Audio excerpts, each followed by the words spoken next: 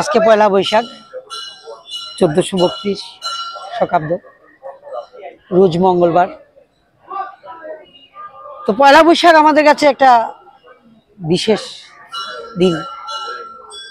প্রতি বছরই আমরা এখানে কিছু বৈদিক ব্রাহ্মণ সমাজ আসি লক্ষ্মীনারায়ণ বাড়িতে। সমস্ত ব্যবসায়ীরা তাদের হালখাতা নিয়ে এখানে আসেন। তাদের প্রতিষ্ঠানের যত হিসাব নিকাশের খাতা লক্ষ্মীনারায়ণের চরণে করে তারপরে আমাদের কাছে নিয়ে আসেন। আমরা এখানে গণেশের বন্দনা, সন, শকাব্দ এগুলি লিখে যাত্রা করে দেই। তো দেখা গেছে প্রতি বছরে আস্তে আস্তে আগে যেরকম ছিল আস্তে আস্তে এটা কমে যাচ্ছে, স্প্রেড হয়ে যাচ্ছে বিভিন্ন মন্দিরে। কেউ রাম ঠাকুর, কেউ রামকৃষ্ণ, কেউ বিভিন্ন তাদের গুরুদেবের আশ্রমে চলে যাচ্ছেন। আস্তে আস্তে লোক কমে যাচ্ছেন, আগের মতো সেই রকম জাঁকজমকও নেই।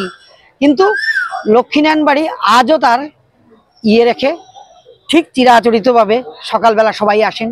কেউ স্নান করেন, কেউ লক্ষ্মীনারায়ণকে দর্শন করেন, কেউ বা এখানে এই মহামিলন আনন্দে সবাই একত্রিত হয়ে করেন। আর তারপরে তো আছেই পয়লা বৈশাখ আমাদের ভোজ। সকাল সকালেই খাওয়া দাওয়া, কেনাকাটা, যত কিছু সুখ দুঃখের মধ্যেও আমরা এই পয়লা বৈশাখকে একটা সুন্দরভাবে আমরা করতে চাই, যাতে সবাই মত ভেদাভেদ ভুলে আমরা সবাই যাতে আগামী দিনের চিন্তা করে সবাই যাতে একত্রিতভাবে ভালোভাবে থাকতে পারি, সুস্থ থাকতে পারি।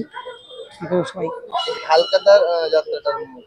হালখাতা হচ্ছে ওই তো বললাম যে সবাই ব্যবসায়ী, কম ছোট বড় ব্যবসায়ীরা যারা যাদের হালখাতা আছে তাদের ওই বাৎসরিক যে হিসাব নিকাশ, দৈনন্দিন হিসাব নিকাশ, সাপ্তাহিক হিসাব নিকাশ, এগুলোর যে খাতাগুলি, যে ওই খাতাগুলি নিয়ে আসেন এখানে। এটাই হচ্ছে হালখাতা। হালখাতা নিয়ে প্রথমেই এখানে স্নান টান করে নববস্ত্র পরে লক্ষ্মীনারায়ণ চরণকে করে তারপরে আমাদের কাছে নিয়ে আসে। আমরা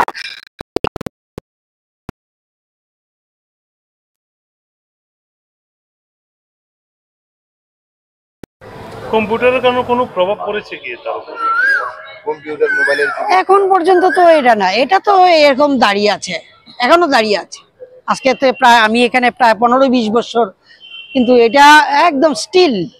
হয়তো কেউ অন্য আশ্রমে চলে যায়, তার নিজস্ব আশ্রমে স্প্রেড হয়ে যাচ্ছে, কিন্তু এটা আর কম্পিউটার জায়গাটা এগুলো হবেও না, এটা এরকমই থাকবে। সকাল সকাল এটা জেনে লক্ষ্মীনারায়ণ বাড়িতে না এলে একটা কিরকম জানি একটা খালি খালি লাগে। যতই হোক, কিছু কিছু ক্ষেত্র আছে এগুলি আর কিন্তু কিছু এগুলি এরকমই থাকবে, অক্ষয় হয়ে থাকবে। সামনে আসছে আবার অক্ষয় তৃতীয়া, ওই দিনও হবে।